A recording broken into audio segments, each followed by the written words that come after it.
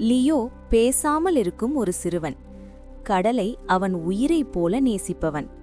ஒரு நாள் கடுமையான புயலுக்குப் பிறகு கரையோரத்தில் ஒரு அதிசய காட்சி அவன் கண்களில் பட்டது. சோர்வாக, பலவீனமாக, தன் கடலடி ராஜ்யத்திலிருந்து தூரமாக ஒரு மர்மேட் இளவரசி கரையில் விழுந்திருந்தாள். ஒரு வார்த்தையும் பேசாமல் லியோ அவளை தன் சிறிய படகில் மெதுவாக தூக்கி வைத்தான்.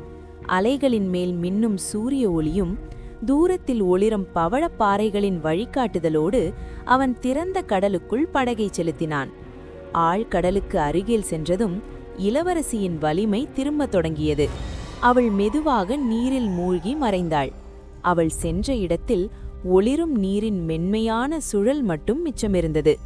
லியோ மீண்டும் கரையை அடைந்தபோது படகின் நடுவில் ஒரு முத்து கிடந்தது. மென்மையானது, சூடானது, கடலின் ஒளியால் மின்னியது. அந்த முத்து ஒரு வார்த்தையில்லா வாக்குறுதி என்பதை லியோ புரிந்து கொண்டான். கருணையை கடல் ஒருபோதும் மறக்காது. அந்த நாளிலிருந்து அலைகள் அவன் கால்களை தொட்ட ஒவ்வொரு முறையும் மெர்மெய்ட் ராஜ்யத்தின் அமைதியான மந்திரம் தன்னை பாதுகாக்கிறது என்று லியோ உணர்ந்தான். Waves, blue heart.